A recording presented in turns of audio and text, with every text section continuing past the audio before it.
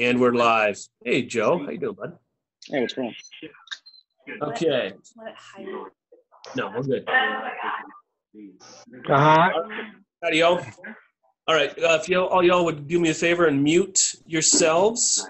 And if you're watching the Facebook Live feed while you're on the Zoom call, I don't know why you would do that, but turn the sound off if you're doing that. Okay. But I'm still hearing from somebody. Oh, that's much better. Much better. Thank you very much. All right. Howdy, y'all. Andy McCabe here, your Restoration Rebel leader. I'm here tonight with Mr. Dave Meyer, right over yonder, and Jennifer Dosher, right over yonder. We are at the beautiful Tetherow Golf Resort in Bend, Oregon, doing some future-scaping planning for the Restoration 2.0 movement, as well as the Restoration Rebels. These guys are going to be here for a couple more days, and we're going to hash out some really good, important long-term planning. But before we go into that and other nonsense, we're going to read the agreements as we've all agreed to them because we're part of the Rebel movement, and we're going to get underway. Restoration 2.0. The Restoration Rebels push the agenda of the Restoration 2.0 movement. Our purpose is to empower the insurance consumer in order to create a more fair claims process. Rebel rule number 1, I will protect the value of my services. I will never provide free services, as these only serve to erode the value of contractor services industry-wide. Rebel rule number 2, I will practice incredible transparency. I will explain our processes in detail to my clients. I will never hide details or manipulate reports.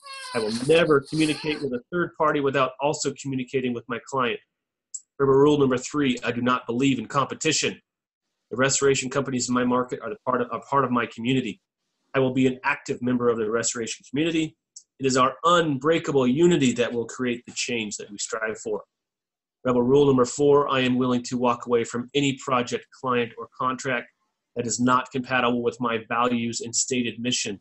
No relationship is worth taking part in if it requires losing money, sleep, or my humanity. I've got to say that these 4 agreements and the values that we push in this group every day have brought together an amazing group of people. We are doing things. We are moving not only needles, we are moving mountains. That is manifest in the fact that we have folks like Alacrity and Nexus calling and emailing saying, we need to meet. Hey, can we have a conversation? We're kind of nervous about what's going on over there. And that's a good thing because we're doing good things. We are doing what we needed to do. We needed other people to do, but they just wouldn't do it, so we had to do it for ourselves. That's why we're here.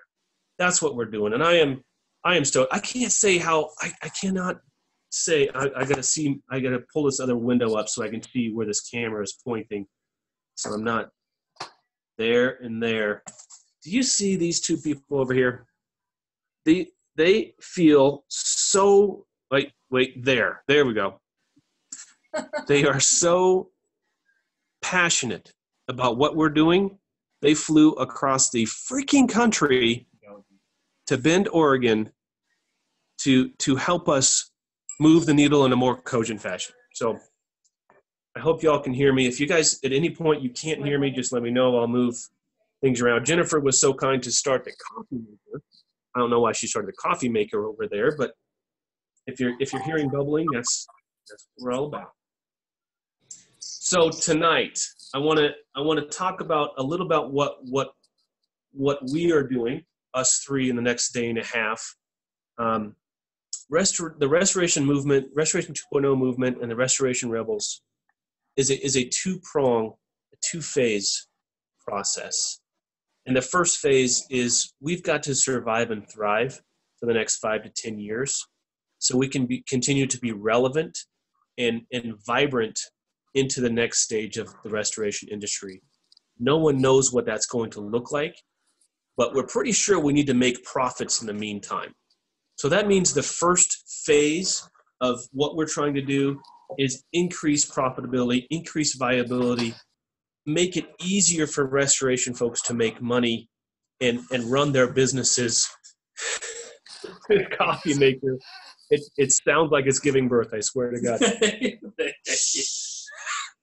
It's hilarious. I don't think I knew what one is. That's phase number 1. Phase number 2 is we need to change our business models to be leaner, to be more customer centric, to be more app and artificial intelligence driven and data driven at the core, because whoever controls the data controls the industry. So that's the overview of what we're talking about here. Who is not muted? Somebody's not muted. Well, I can tell from this view over here that man, that they got really tight on that haircut today. Did not realize that. So Joe, you'll give us an overview of what you're going to be talking about today? Yeah, I just really want to drive home how to build a better relationship with local agents. Got a couple of really good proven methods, and I just want to cover that. And I'm hoping to hear back from some of the other rebels on what's working in their marketplace. Perfect. But before we do that, you all know what time it is. It's time to welcome first-timers. So who is here for the first time ever? I don't remember a David Olson. David, you been on here before? Yeah? Okay. Looks cold where you are. Because you're wearing the cam. Oh, there you go. Oh, my man. That's okay. Good on you. Who else? Anyone else here for the first time? Come on, there's a chat window here. It says hello all. Well, that's Blaine because he's polite like that. No My first name time. is Shane. Shane. Well, Shane, you're not a first timer. Go ahead and say hi, Shane. It's my birthday, dude. Nobody told me happy birthday. I'm kind of upset. I would Happy be. birthday, Shane. I would be. Jennifer says happy birthday. Thank you. I had tacos. I'm good. I had tacos. That's awesome. Oh, you know what's cool is I'm reaching over into Dave's screen, but it says Jennifer Dosher. Oh, yeah, that's awesome. Well, let's get right to it then. If we hope to survive and thrive into the next iteration of the restoration industry, we need to be profitable. We need to get work in other ways other than relying on TPAs. I think we can all agree on that. So what a lot of folks tend to do, though, is ignore the agents because they lop the agency marketing and the TPA marketing or the insurance adjuster marketing into the same bucket, and they just throw them all out. They're throwing the baby out with the bathwater. So the agents still play. The agents still have a say, but we need to go at them with things other than jars of candy and piles of notepads. Am I correct, Joe, in that assumption? Yeah, I mean, that's really antiquated thinking. That was the segue. Yeah. So it's very, very antiquated thinking, right? And that's the problem with the industry, right? To Andy's point, we as rebels have the ability to evolve and become something bigger. So here's how you build a relationship with an agent, okay? So here's the cool thing about an agent. Guess what? They're not the carrier. They're not the TPA. They're a entrepreneur, no different than you. They have a job, and their job is to have insurance, simply put. And you know what hurts their business? When they lose insurance, simply put. So how do you win an agent? Well, the first thing you do is you focus on the customer first, period. Nothing else. If you focus on just the customer, I assure you the agent over time, without any effort, will come your way. But here's how you force that relationship sooner than later. And I would give everybody the reality that it's a 3-month cycle. So here's how it works. When you first get a job, you're obviously asking your customers basic things. How did you hear about us? You know, blah, blah, blah. You're getting some detail from the customer. Well, you should always be asking who their agent is. Doesn't matter that the agent that gave you the job. I want to know the agent. And here's how this is going to work. At the end of the mitigation, when Mrs. Wethead is still really happy because you're still the hero right now, you give her a customer satisfaction form, like right now, and you have her fill it out. And then you know what you do with that? You fold it up in an envelope, you write the agent's name on it, and you walk into the agent's office and you ask to speak with them. 9 times out of 10, the gatekeeper's going to stop you. That's all good. And she's expecting what? What is she expecting? Oh, that's right, that candy jar. No offense to any of the women listening. I'm gonna be very real right now, okay? So don't take offense to this, please. It's a middle-aged, overweight female. And what do we do as restorers? We send a 22-year-old smoking hot female into that conversation. I'm sorry, but that's freaking stupid. So here's what I'm doing, okay? I'm walking into that agent's office with an envelope with a customer satisfaction that makes me look like a freaking hero. And I give it to him, and I don't even expect to talk to him. But by chance, he actually receives it. Hey, John, here you go. We helped out one of your insureds. Here's just a letter. She's really happy. She's keeping with State Farm, whoever the carrier is, right? Okay, and I leave. I didn't ask for business. By the way, I didn't even give him my freaking business card because this is part of the plan. Simply put, I'm planting seeds. That's what I'm doing. All right, so now I'm on the next job with the same agent. And what I'm doing is I'm taking the next satisfaction letter and I'm walking to John's office again a month later. Hey, John, I got another customer of yours. They're very happy. Here you go. Yes. And I'm not asking for the business at all. Like I'm completely doing the absolute 180 degrees of what all of you are most likely doing or most of the competition is doing currently. I'm not asking for the business. I'm driving home the fact that they're staying with you. Now, here's what happens over 2 months with average agent. They have what's called attrition. You know what that average percentage rate is for an agent? That's like 12% a month, or annual, I should say, so amortize it out, but it's 12%. That means in a simple 2-month period, they're losing, on average, 20 insureds. 20. You know why they lost 20? Some to price. Most of them because of a bad experience with the carrier, their contractor, or the claims process in its whole. Okay, so it's the second time now. I'm in his office, and I'm bringing him good news. Good news. At that point,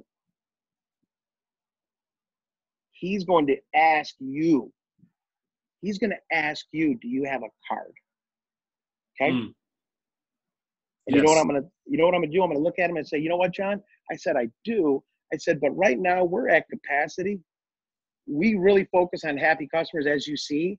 And I'd hate to say yes to you and not be able to continue the same level of execution. Now, don't get me wrong. Inside, I want to give him my card. I want all this freaking business, right? Don't get me wrong, guys, but this is a game. This is a strategy. This is a process. Psychology. But I'm doing the right thing. So I'm not like cheating them. I'm not like hustling them. I'm mentally doing the right thing. But now I've got him asking for my information. And in sales, guess what? You know how you close someone? When they ask you, not you asking them. Yes. All right. So now what am I really looking for? I'm looking for my third claim that has his name on it. And guess what's going to happen? I'm going to walk back into that office. By the way, I already know Judy by now. And you know what I brought her today? A box of Kleenex. Kleenex, not a bowl of candy. It's something perishable I can still return and like, you know, restock. No offense, middle-aged women, they use more Kleenex than non-middle-aged women. I'm just being real. All right. Now, okay, the agent is there. The agent is there. It's my third time. He's lost another 20 customers. 20 last time. Not my customer, though. Not my customer. Matter of fact, my customer came back to him and said, hey, I need to up my flooded basement insurance. I need to add this endorsement because I didn't have it. That's what my customer's doing. So guess what? When I see John that third time, John is now begging me for me to do his work. He's like, Joe, listen, I know last time you said you were busy. I've had some challenges with some other contractors in the past. He just starts spilling the beans. And I'm just listening. Okay. Well, John, let me tell you, this is how it's going to have to work. We take our customers very serious. So we're in full control of the process. We're very transparent. They know exactly what's going on at all times. I have to sit down with my team to make sure that we can handle the capacity that you potentially be able to give us. So let me meet with my team, and I'll get back to you by the end of the week. Fair enough? Yeah, please do. Yeah, you hear that? Please do. Of course. Yep. So I'm going to go back to my office now. And now what am I going to do? I'm not celebrating because, by the way, we haven't made any money yet. But you know what I'm going to do now? I'm going to go back to my office and I'm going to do what I said. Back to transparency. I'm going to sit down with my team and say, okay, how can we increase another 20 jobs a month? How can we do that with our current operations? Can we? Can't we? How do we do it? We figure it out. We execute it. We understand it. I go back to John at the end of the week. Sit down with him in his office. No, I didn't take him to lunch. No, I didn't spend any money on him. I said, all right, John, I sat down with my team, and here's how we're able to execute it. Here's our 1-800 number. This is the phone number you're to give out. We don't want you to refer any other work to anybody else because it creates confusion.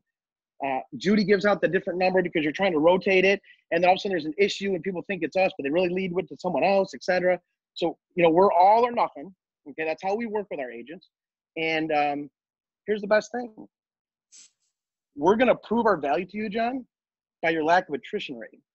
Simply put. Your loss ratio, yeah, it's a number of factors into your bonus. Okay. And now he's my agent. And now, you know what we do? We focus on his customers, no different than other customers. And we give them the right attention. And every single time we finish a mitigation, we walk into his office and we give him another satisfaction letter. Every single time. So he knows it's not bullshit. So he knows that his customers are freaking happy. You know what else we do? Just to really get inside of his head, I pick up my phone and I say, hey, Mrs. Smith, you're so happy with everything you did. Would you mind just physically telling your agent right now? Oh, yeah, absolutely. And I'll call him. Hey, Mrs. Wethhead wants to tell you how awesome. I haven't spent one penny on John, guys. Not one single penny. I didn't take him to a hockey game. I didn't take him golfing. I didn't remodel his freaking office. I say this because I know there's plenty of people who've done exactly all of that. Absolutely. With no measurable ROI. So if you want to get into an agent, guys, do it genuinely. Do it with factual claims that you just processed and show the value of what you do. Amazingly enough, you won't spend a penny and you're going to get the relationship ultimately that you wanted built the right way. So when you finally, you've been with this guy for 2 years and you get this claim that's sideways, been there, done that he gave you, and the adjuster's a dick, you got a bulldog in your corner. You've got a legitimate person who's going to vouch for you to the highest level of that carrier. Claim closed, period. Relationships. You've got the client, you got the insured and the agent. Yeah? Period. That's it. Yeah. So it's everyone against the carrier, right? Like, okay, who wins? Yep. The carrier just gives in. And it's not about that. That's not about that. But my point, guys, is this is how you do it. It's the customer satisfaction letter. It's not asking for the business. It's waiting for them to ask you for the business. And then you still tell them no. And then the third time you take their business. And it works. It's tangible. And I don't care what market you're in. It's psychology. It's business. It's fundamentals. It's math. Please, I encourage all of you watching, listening, to try it. But just know. So I'm going to jump in there real quick because I'm going to get, and I appreciate your passion. There's a lot more to it than that. It's a lot more than scarcity. It's a lot more than making that. You still have to ask the business. Anybody in sales, you have to follow through, right? There's no doubt about that. But some of the guys here may not have the ability to provide. It doesn't happen that easy. And they don't lose 20 customers a month. And they don't give a shit if you did a good job. Like, they don't want to lose whatever they don't want to lose. They still got golf this afternoon, right? And so I just don't want any of you guys to think that if you go in there with a 5-star letter that you're getting business, because it's not that. It's way harder than that. It really is. And maybe I don't know what market you're in. I'm in 1.5 to 2.5 million people in Nashville. A lot. I need to bring a different voice, because if there's not a dissenting voice, everybody's going to take your voice as reality. That's not reality. It's not. Yeah. It can be. It doesn't mean it will be. Does that make sense? So, like, I agree. You got to be that bold. You got to be that different. The key is that different. And I think you're talking about this whole mantra is that different. And I totally agree with you. I just don't want them to think that it's that easy. Does that make sense? Different, but not easy. No, Shane, it totally. There's nothing easy about what we do, because ideas are easy. Execution is the hard part. Yeah. Right? So Shane, to your point, I agree with you. It's not easy, right? And forgive me if I say it so fluently and so comfortably, because for me it is at that point easy. But Shane, I'm in a 5 million person market. Okay, I'm in the most saturated restoration market in the country, right? I have more restorers per capita here in Metro Detroit than there is anywhere in North America, minus maybe like a pocket in Texas. That's a whole nother conversation. Love you guys in Texas, but you guys are crazy. All right, listen.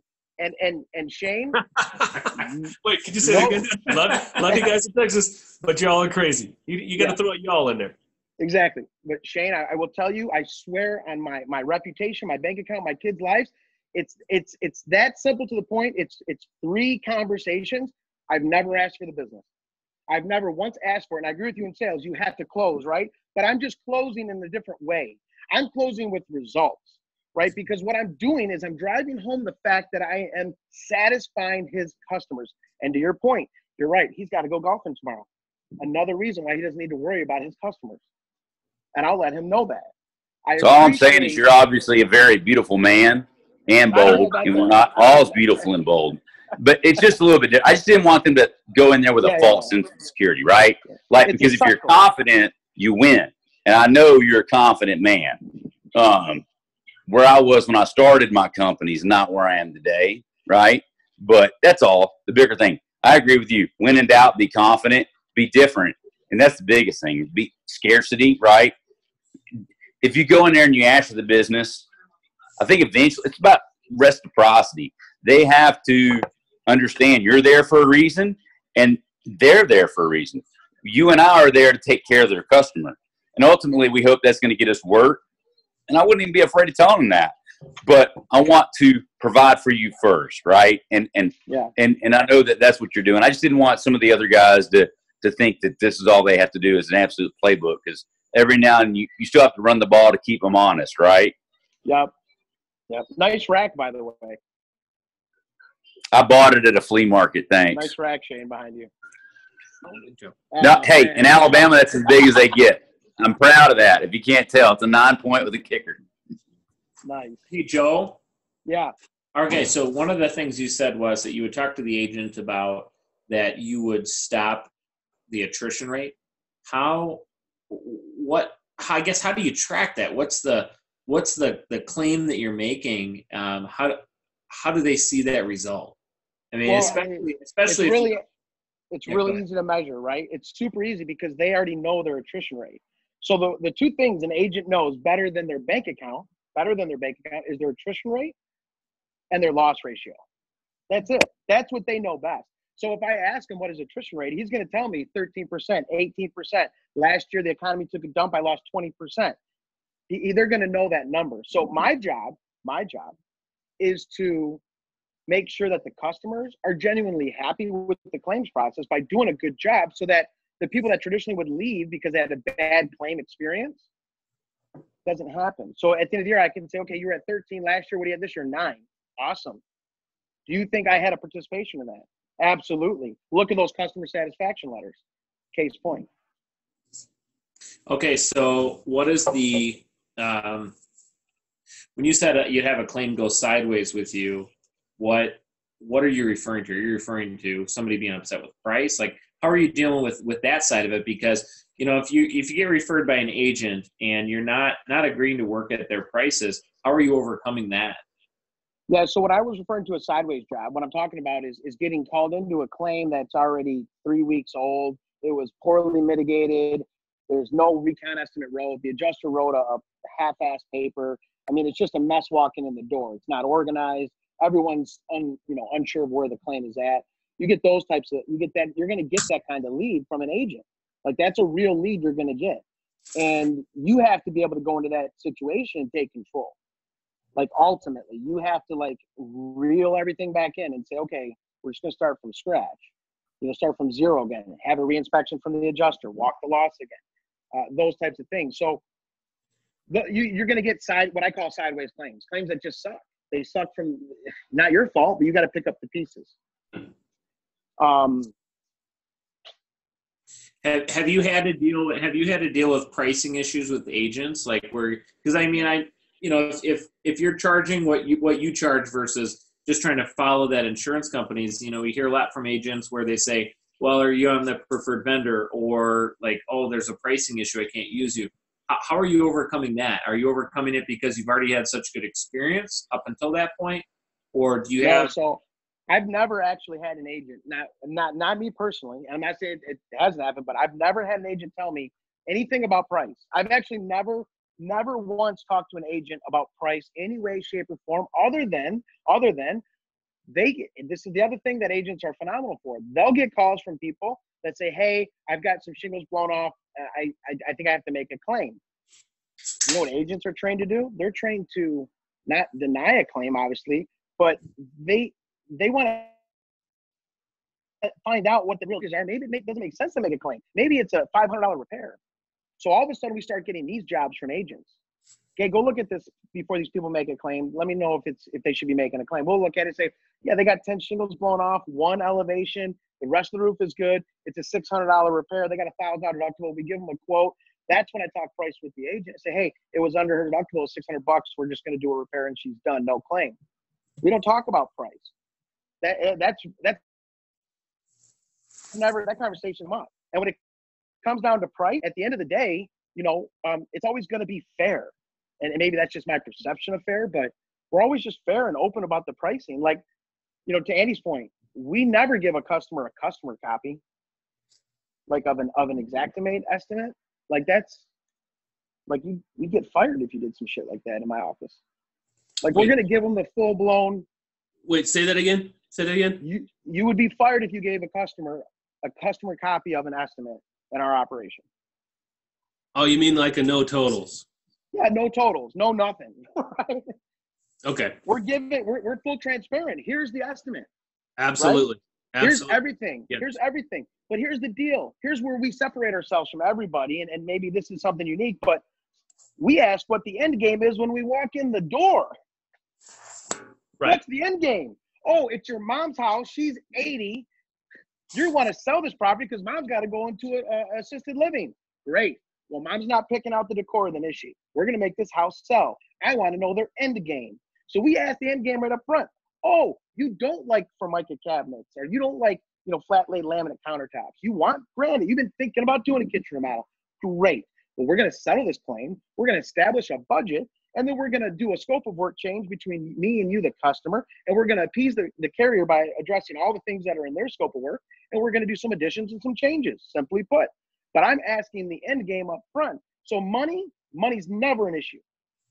Money's never a problem because it's the first thing we talk about. We don't start a job without talking about money. How many y'all out there? I gotta switch the view here so I can see a raise of hands. I'm gonna get that up here. How many y'all? I had an interesting conversation with Ben Justison and Parker Olson last week. How many y'all go into a job and just assume that the job is yours and you're going to do it a certain way? I know I didn't frame that correctly. Let me reframe that. How deep are y'all going on your interviews with your customers? Your pre-construction interviews. I want to hear from somebody else. What does a pre-construction interview mean to you? And so, Andy, I want to jump in there real quick because I think this is we're getting in the weeds real fast. One, a pre-construction meeting is not a mitigation meeting. Those are entirely different. Many companies don't do reconstruction or pre-construction. Okay. Two, who is your customer? Okay. Number one, the end user may not be your customer. Okay. Okay. So my customer is my referral source. What does that mean? And this is the thing I told you, and I've told Clark about. I'm not sure if I can agree with you where you're going. But go no, ahead. I understand you don't have to agree with me, but you have to give me the platform to tell you my opinion, and you Absolutely. can disagree. So, wow. Hello. So the Shane Show. Go ahead. It's my birthday.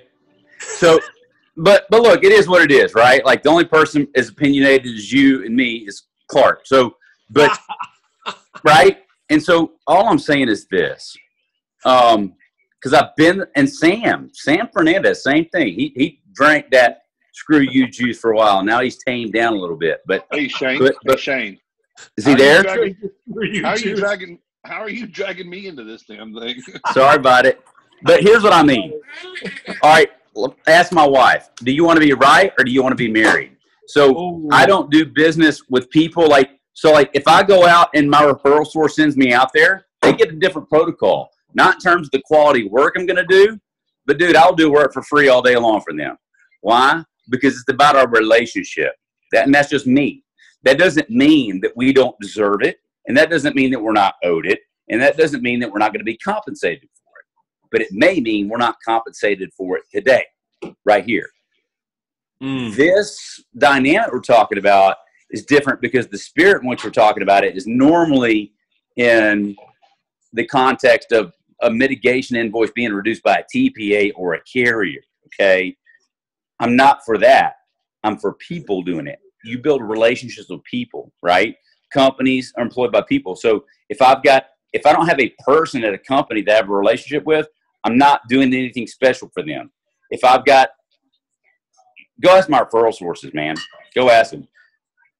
I only accept referral sources for people that I give the ability to throw a $6,000 bill in the trash to, right?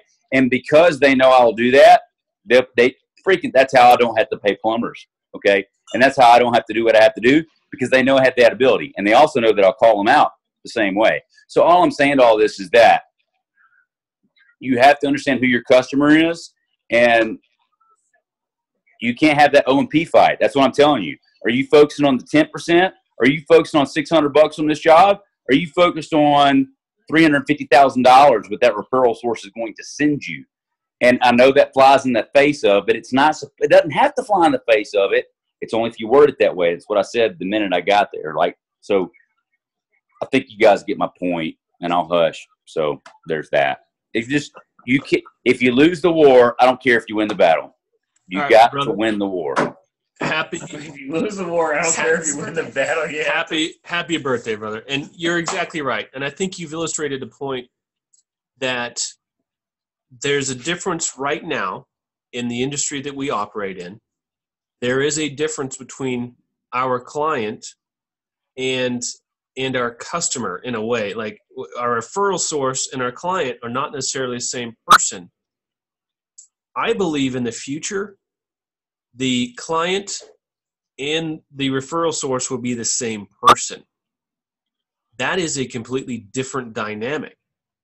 And to your point, if I'm getting $1 million a year from an agent, yes, their individual insureds might not necessarily be the client at the same level as that agent is the client, right? Is that what I'm hearing?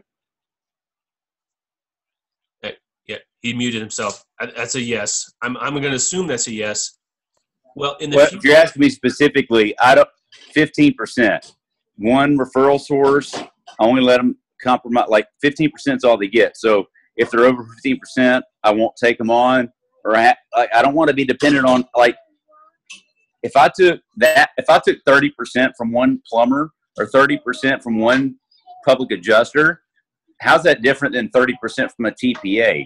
The reality is you and we get leveraged too much on one source. That's when we become dependent. So it's the percentage, 15%, 20% for some of you guys. If it's over 20%, you got to fix that. Like you got to, even if it's Google or if it's Facebook, whatever it is, if they change their algorithm, you're screwed.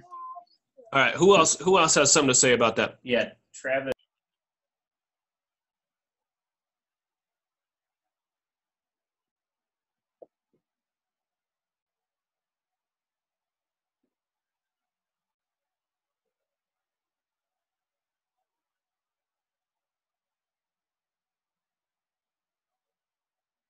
Okay. All right. So, whoa. Hold on. Let me turn this down. There you go. All right. Some more questions, like for Joe, like what you were talking about. Travis, Chansey, and Tyler Otto both like posted up on the comments here. So I don't know if you can see those or answer those, or if you guys want to just pop in and ask your questions. I can't turn this all the way down. I'm sorry. I'm moving out again. Yeah, this is Travis Chansey. I'm out of Denver, Colorado. And I just wanted to touch base. And I know the Restoration Rebel movement, we talk about not giving away free services to people. And I just wanted to, I know it kind of backtracks to what I had commented wise on the my little chat there, but I just want to kind of verify as part of the Restoration Rebel movement what a free service is. If we're discounting services and doing things like that, doesn't that erode the next contractor's services? So I didn't know if somebody can kind of expand on that.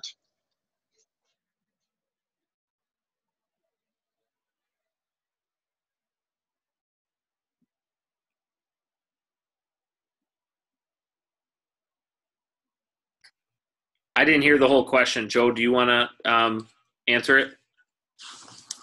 Yeah, I mean, ultimately, you know, I really what the movement's about is not going out to a loss on behalf or with the intent of never doing the job, but writing an estimate for free to gain business from a carrier, only to detriment our industry. Offering free services as a rebel, that those two things don't coexist, meaning it doesn't matter. If you in your own business want to do something in kind for a client, referral source, if that's what you do to get your business, well, that's what you do. As a rebel, we're more speaking of don't degrade our industry. Don't do tasks for free that degrade our industry as a whole. And one of those big things is writing a comparative estimate for an adjuster because you're on the program and this guy's not. Like, that's just not cool. Don't be that guy. That's the thing that we're against. But if you want to use free services to gain and grow your business, that's on you. That makes sense. Does that answer your question? Yeah, that answers my question. I appreciate that, Joe. And I offer free wet checks to my agents. So I basically tell them, hey, you know, if something comes in where you guys just need a free wet check to see what's going on the job, and then I just go out there. Awesome. I do a free wet check. It's a free service. I come out as the owner of the company myself with the infrared camera, moisture meters, and I do a full moisture map. I use all the 24-hour tech paperwork, able to drop off a packet right over to the agent and then say, hey, here's a survey and a Google review that was posted online already about my company. And then basically, you know, just come in with, you know, that is a free service, but in reality, I'm also doing a claims mitigation service. So I'm actually, you know, going out there saying, hey, this person should not file a claim because it looks like this and this and this. It's going to go over, you know, under the $1,000 deductible. If it is, it's generally over $5 or $6 grand, 10 grand. I'm already filing a claim. I'm talking to the insurance agent, doing my first notice of loss with the insurance agent and giving them all the information. Then they're calling the claims office for me, and they're relaying all the information I just told them. And I'm in this huge triangle, you know, between the the insured and myself and the insurance company. And I like to control the whole situation myself, like Clint Eastwood. Yeah, no, listen, Travis, that's all really good, man. Keep that up. Yeah. Seriously. Keep that up. That's the kind of stuff that makes you different. That's great. Next time I'm in Colorado, I'm going to come see you. I'm gonna speak to the free services. Okay, there was intent behind the I will not give away free services, and that what's happened in our industry is we have a free estimate from a contractor going up against a legitimate estimate from someone who has a job signed. All right, what we're talking about here with free services is marketing. You're not offering a free service to undercut your competition. You've already got the job, or you got the potential for the job. You're not devaluing anything by promoting your business and providing extra value for your customer in order to make a sale. There's a difference there. So I want to reiterate that if you're using this as a leverage tool for marketing and value add for your existing customers or potential customers, then yes. But if you're using free services to just blatantly undercut your competition at the behest of an adjuster or a carrier or TPA, that's wrong, and that's what I'm talking about. Yeah.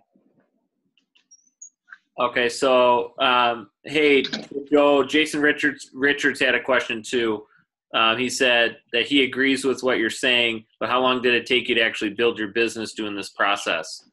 I don't think he started that way, but yeah, Joe, you can speak to that. Yeah, no. So to simplify it down, to gain these adjuster relationships, okay, you have to put some things already that already established. So meaning you already have operations, you're already running your business. Like this isn't a startup game plan. This is something once you're an established business, meaning that you have dependable crews, you have office staff, you have things are happening every day in your operation. Maybe you're only doing $1.5 million, $2 million, but you're a steady operation. When you prove that you've proven that you can execute the work consistently, that's when you can start to do this kind of marketing. You start to do this kind of marketing prematurely and you'll burn that relationship forever. But to close that cycle of the first time to the last time with that agent before you get his business, it's really predicated on your claim volume. I mean, ultimately at the end of the day, remember, it's a numbers game. So you have to be able to get 3 to 4 claims in a short window of time from that same agent.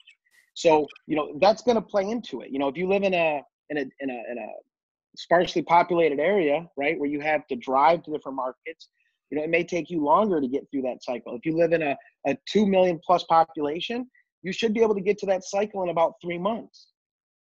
Okay. So 2 million is about a 3-month cycle to get enough claims in from that particular agent through, that he has in his office.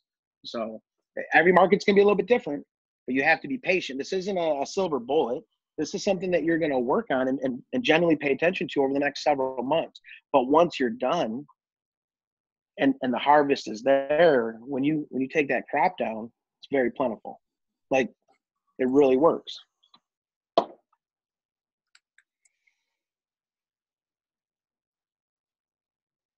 I'm going to pull up the Rebel rules. We've got a question. We're going to the booth for an answer.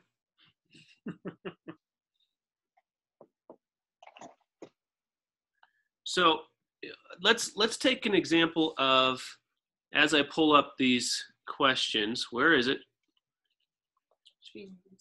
Oh man, I can't see that small. Let's take ladder assists. If you charge for ladder assist, let's say what's a fair price? $250. You charge $250 for a ladder assist because it takes a project manager's time to go out there to do whatever he has to do, and it's no longer a ladder assist per se. It's more of a teaching an adjuster how to do their job because a lot of these kids are right out of college. So you go out there and you charge. There's a fee associated with that. Now, if you're willing to go out and do ladder assists for nothing, I don't think that's the right way. That's not marketing. That's undercutting the market. That's undercutting the value of services provided industry-wide. You are devaluing every single estimator out there by giving that away. Now, if you have an existing relationship with an agent and that agent says, hey, will you go take a look at this property for me? That's not a ladder assist. You're not writing an estimate for that. You're not coaching an adjuster how to do their job for that. That's a different, it's nuanced. I understand it's nuanced, but if you're doing something that at the end of the day, you are taking value away from the entire market, that is what I'm talking about for free. And yeah, there is some nuance there. Is it marketing or is it devaluing? I think the only person that can answer that question truly is yourself. But if there's historically something that you would charge for and you stop charging for it because you think it gives you a leg up on your competition, I think you've crossed the line. Am I hitting on that? Can I add to that? Yeah, go ahead. So when you're using it for marketing purposes, but the adjuster you have the relationship with is using it for competitive purposes, regardless of your intent, the intent is now for the intent of hurting your competitor. Right. So therefore, it's no longer used for marketing purposes. It's used to undercut your competitor. So if that adjuster can take that information that you did it for free and then go to your competition, let's say you're the competition. An adjuster calls you up and say, hey, I need you to come out and help me with this claim. And you say, well, it's going to be $250. and they say, well, XYZ across town does it for free. Mhm. Yeah. That's what I'm talking about. Yeah, I think one of the worst cases of that was the 3-day Which I think dryout. then goes Oh, against our- God. The our 3-day rules. dryout was started Yes. off as a marketing strategy by, I think it was Paul Davis. Yep. And it was a guarantee for jobs that we will only charge you for 3 days of equipment. And that's been something that had the ripple effect throughout the entire industry.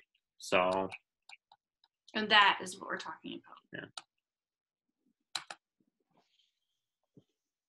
So, Joe, I've got another question for you, going back to agents. Is that so? Prior to getting to a place where you were taking like these customer satisfaction surveys in and doing that, what were you doing prior to that to build your name with agents? So if a company is starting out smaller and they don't have that same leverage that, and I don't know what size of company, so maybe you can speak to this and say, hey, if you're at about 500,000 or if you're doing $1 million mitigation or whatever, but kind of speak to the different sizes. If you're starting off smaller, where do you start if you don't have that leverage? And then what's that transition point? You kind of spoke to a little bit, but then that transition point to really put that pressure on. Yeah. So if you're just starting out, right, and let's say you're doing under $500,000 in mitigation business, and that's the business you're trying to get from the agent, at that point in business, no matter what, you have to look everywhere for those relationships.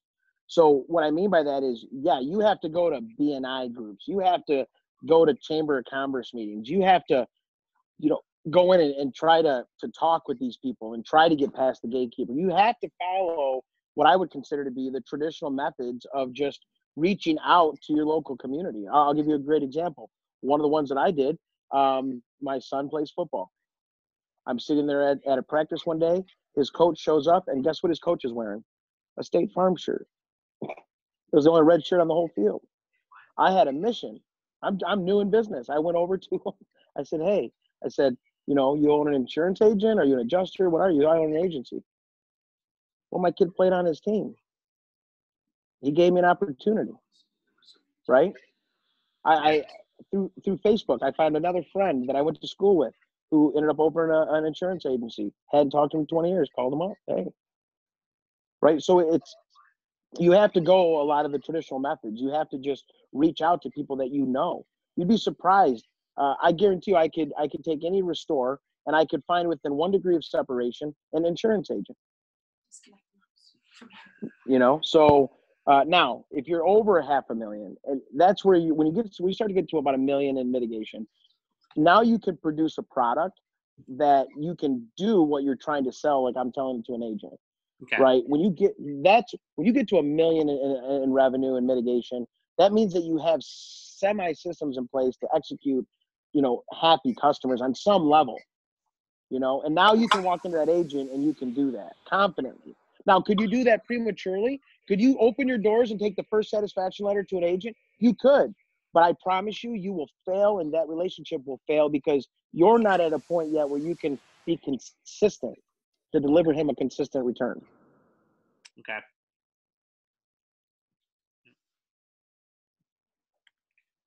All right. Does anybody have any other questions about that? Was that, I guess, marketing? Was that all we were covering for agent marketing, or is there more? I want to hear from Clark. Yeah, I want to hear from Clark. Sorry, Joe. We don't want to hear from you anymore. No, I want to hear from Clark too. Listen, Clark runs a whole different business than what we all understand. So, what they do is a whole different world. So I want to hear from Clark. So if you delete it. What do you want to hear? You want to hear marketing from me? Golly, that's my least favorite topic. Come on, Mr. Video Master. Well, that's marketing in one way. So I go after marketing from different.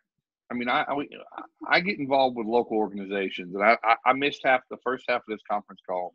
I was dealing with something with my kids, but I get really, really, really, really intricately involved, like being on boards and panels of local organizations, whether they be local retail organizations or I don't go to the strictly the PLRBs or the BOMA or things like that, because I mean there's like 6 or 8 of me in there. So I know in Richmond and Norfolk, I'm part of this big group that's all the retailers. Well, this is like humongous companies, people that have multiple locations that know lots and lots of people. So these are, 500-600 people organizations that have monthly breakfast. So I do those a lot. But, my marketing is a little differently. I gravitate towards large loss and bigger fish.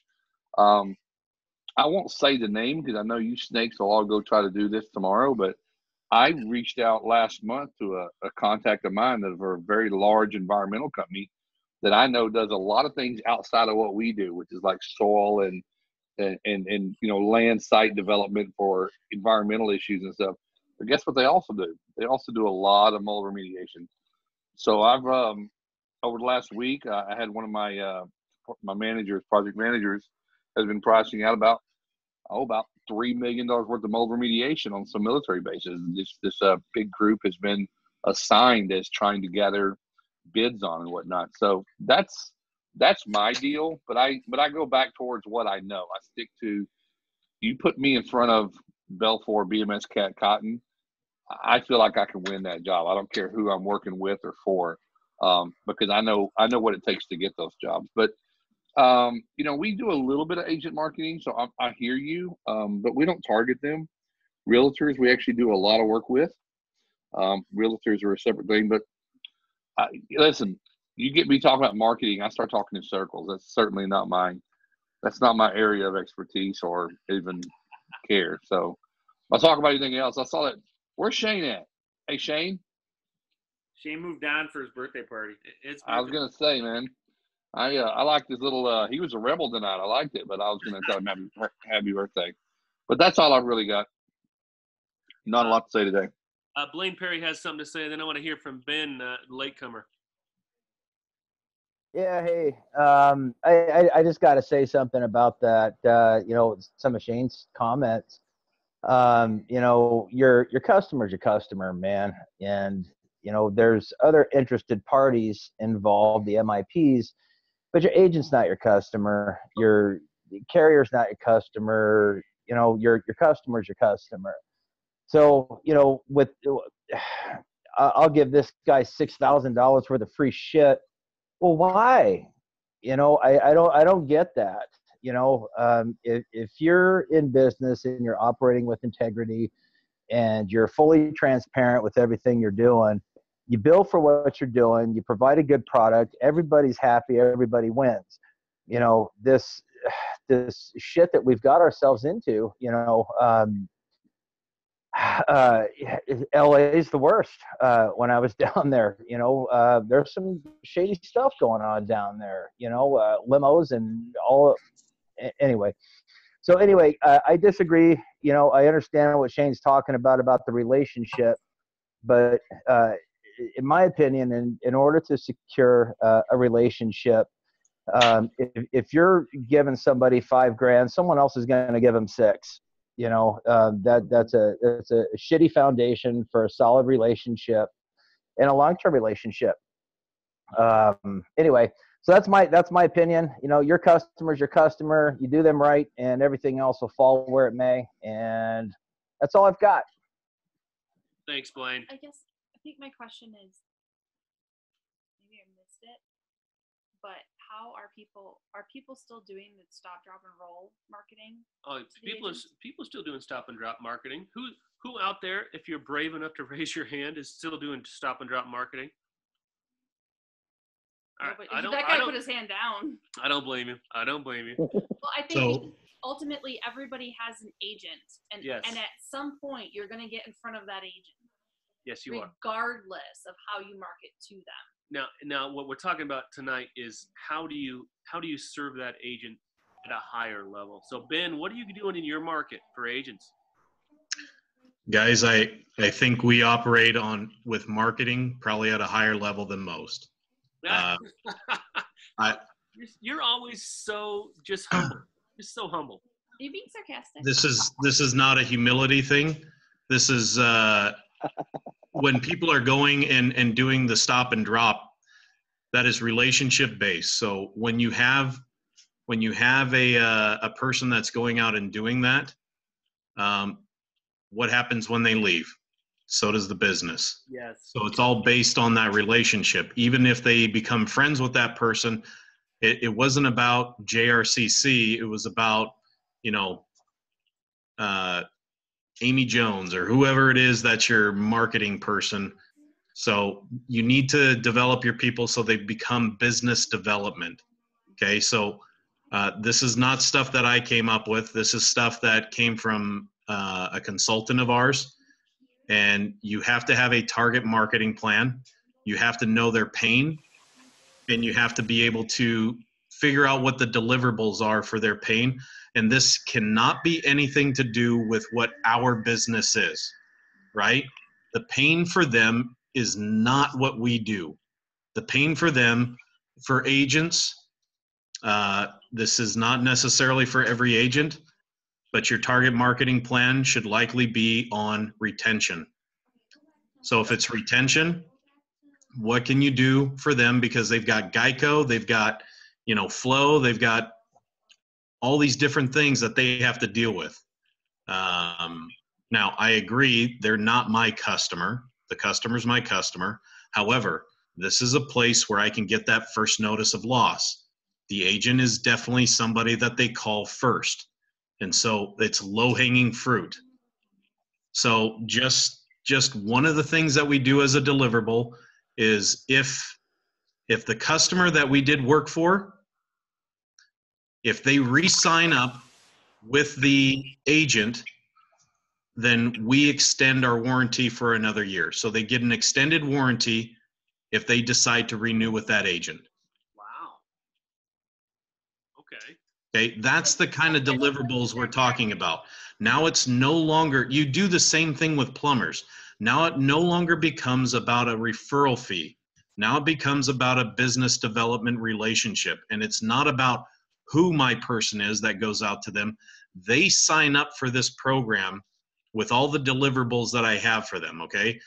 This is a big one. I don't give out all my marketing stuff, okay? This is stuff that we keep pretty close to the chest. All my other stuff, when it comes to estimating, you can have it.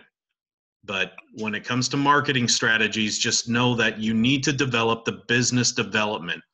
How are you going to help their business? And it has nothing to do with water damage. It has nothing to do with how fast you can get out there. Because you know why? They don't care. Because Bob, Jennifer, Blaine, Clark, we all tell them the same thing. What is the difference? We all get out there super fast. We all do the job the best. We all have the best people. We all do the best training. So they're hearing the same thing from everyone. So if it's the same thing from everyone, then what makes you different? Ben, I really like your extended warranty. How long, at what point does that stop? Do you go out and check it after so I'm long? sorry? So for your extended warranty, for them to stay on with that agent and then you'll extend that warranty for that, do you go out and recheck the property to be able to do that? And then at what point does that end? Does that end after a year, 2 years, 5 years? Is it indefinite? It's only the first time. Okay. You check Yep. the property then? What do you mean check the property? Well, I mean, do you go back out to the property and do a walkthrough and You're talking about check? a proactive We one? just, no, we don't. No, I wouldn't think so. That would suck. It's just like any workmanship that we have. We can figure out whether, I mean, if they actually have a claim on warranty, then that's when we go out there to check on what's going on. And if you don't have your stuff documented well enough that you're confident enough to do that, then don't do this, right? That's just one deliverable. We provide them with quarterly newsletter content as well. I mean, what has your agent done to be in contact with you lately? Have they done anything? I mean, the last time I've heard from some agents is like when renewal happens. So we're trying to give them another tool to be able to get in front of their customer with content that is relevant to what they need, right? So the beginning of the year, you just find out stuff, what they can do for their home, what they can do for their vehicle. Don't just make it about what you do. Of course, you're an expert in what you do, so you can give them content, newsletter content, but that's part of what we give them. because for them, it's not about how fast we got out to the job. It's about them retaining their customers. For plumbers, it's their risk. We reduce their risk. It is not about me getting a job from them. It's not about the referral fee. I have to do education for them. I actually provide moisture meters for my plumbers. I bought a whole ton of them. I bought 100 moisture meters. They're not very expensive, but that's what I did to start educating those plumbers. You know what's going to happen? They are going to find more water, and they're going to give me a call. Yeah, And that was the best thing that couple of my companies did that to property managers. We handed out moisture meters, and people, it's like the DIY version of drying that John Grubb, Jonathan, don't call me John Grubb, brought up this week. That there's a certain segment of the market that's going to do the job themselves regardless. Mm-hmm. But there's also, if you give somebody a tool and they realize they're in too deep, they're going to call you. Yeah. But you got to give them a tool to diagnose that first. I think it's great marketing. Yep, and I think we paid $20 a piece for our moisture meters. Oh, that was PIN. Well, I think we're using, they're like the wet check ones. Yeah, they're just wet checks. Wet check. Yeah, but still. But we put them in a plumber box for our plumbers, and they've got our brand all over them. But they poke holes in their own walls. Now, we teach them how to do it. We teach them how to do it. You said your branding's all over them? Well, so, okay, let me rephrase. I grabbed it, it was ice cold. I just want to ask. We have our brand numbered. Okay, so that's another thing. What are you doing for your branding for each one of these target markets? If it's the same thing for all of them, then it doesn't work. Like cereal brands, they have different target markets. They are not going to try and advertise Raisin Bran, the healthy choice or whatever, to the kids, right? They want sugar, whatever.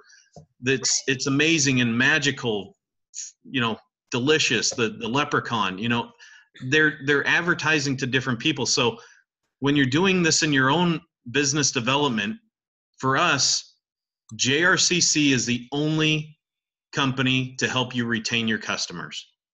For plumbers, we're the only company to help reduce your risk. That's our tagline. And so if I'm going to make pens, that's what it's going to say on the pens. And I don't give those same pens to the plumbers that I do to the agents. So you might think that's expensive to do that. That's not that expensive. That's cheap. Well, it's quantity too. Like we have some can koozies that say only plumbers look sexy at work. We don't hand those out to our agents. That doesn't play well for the agents. Yeah. And it's on the bottom. So you guys get it. I mean, it's the same idea. So find out what their pain is. Have any of you had Sandler sales training? Mm-mm. Okay, so Sandler sales training is, it's how you deal with people. The best salesperson in the world is a doctor. Why? Because when you go into them, they don't try and just sell you the latest, greatest pill. What do? Does this hurt? Does that hurt? How does this feel? What's going on? What's wrong with you? Man, by the time you are done, you are telling the doctor about all sorts of problems that you didn't even go in there for, right? That guy could sell you anything, but he found out what you wanted and you listened. And most salespeople, when they go out, the marketing people that you hire are not the right people. Mm-hmm. If you want to know how to hire the right people, then talk to Tim Miller. That guy knows how to hire the right people. And Tim Miller's with BDA or Business Development Associates. I think he's a supporter of the Rebels, right? He's speaking in May. There you go. At the summit. Yeah. I just spoke to him yesterday. He did 2 sessions at the RIA. Those were the best 2 sessions I attended. Oh, speaking of, can you all hear me? I'm hearing some. Can you hear me? Yes, maybe. I'm lighting up in yellow, so I can see that's working. Amazing content in Ben's Xactimate and Pricing Feedback course last week in Yakima. I know some of y'all coming to see him in Seattle. This is next level stuff that we all need to take our businesses to the next level. I know that's a little bit redundant, but it was that good. It was. I'm using, I plan to use all the content I learned in my clients' businesses going forward. It was that good. So Ben, thanks for putting that on. Man, thank you for what you just said. That I really appreciate it. So, all right, Jason Richards still can't hear me, but and sorry. Jason had a question too. Ben, what are you putting under warranty? Is it just repairs? Is it a mold issue? This is for the repair side.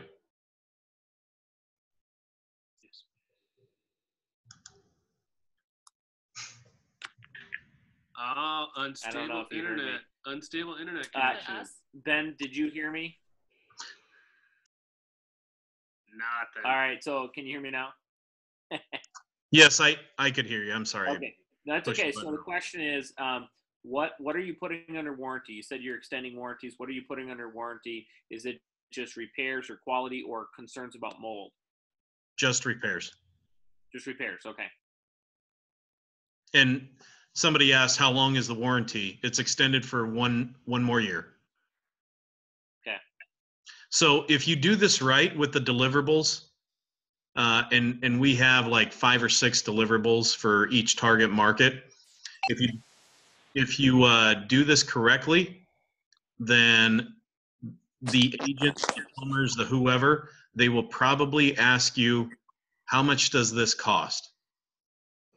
And you just tell them nothing. All we want in return is to have this business relationship where you guys are referring us the work and we're going to help you retain your customers. When somebody comes in there and they don't listen and they just try and throw it at them, hey, you should use us because we're the best and we're the fastest and we dry things out, and whatever your taglines are, that's what everybody else is doing. What's the difference between you and the glass company that came in and the body shop that came in? They see tons of people all the time, and then now you have something to talk about the next time you come there. Is you go over the results. All right, how many jobs have you had this last month? And this is what we've done for you in the last month. These are the customers we took care of and gave extended warranties to. Every month you have something to talk about now. And it doesn't have to be a long visit. It's like 15 minutes to half an hour and you're in and out. And you're not that annoying candy jar filler that comes and everybody goes and hides in the back when they come because it's a waste of their time. Yeah. No, I'm one of those people that hide in the back. All right, we're 8 minutes over. Joe, you got the last word, bro. Unmute yourself. There you go. Yeah. Hey, guys, listen, Ben, awesome points. I mean, phenomenal points, really good takeaways. No question about it. I was just speaking from a very high level. I don't want anybody to be mistaken that it's easy, because it's not. And I do make some assumptions when I talk because I've already accomplished certain things. All I'm trying to say, guys, is if you put one foot in front of the next tomorrow and you attempt to work through this and start to give these agents referrals, or I'm sorry, the customer satisfaction letters, a lot of what Ben said happens. A lot of what I've already said starts to unplay. It just starts to happen. So just try it. Like, no harm, no foul. Take a customer satisfaction into an agent. Do it 3 times. Prove me I'm wrong. Yeah, exactly. It's going to work. It's going to work. All right. Sorry, Joe. I wasn't here for some of that, so I might have to get with you at a time to hear or listen to this on the recording. So all good. It's all good. Why don't you guys? Right, thanks, guys. Connect on the group, and once again, hey, sorry for the a little bit of a technical foul ups tonight, but I think we got through it. Another week, another righteous meeting of the Restoration Rebels, and we'll see you in the group, and we'll see you next Tuesday. Peace, y'all. Peace. Oh, yeah. Put it in the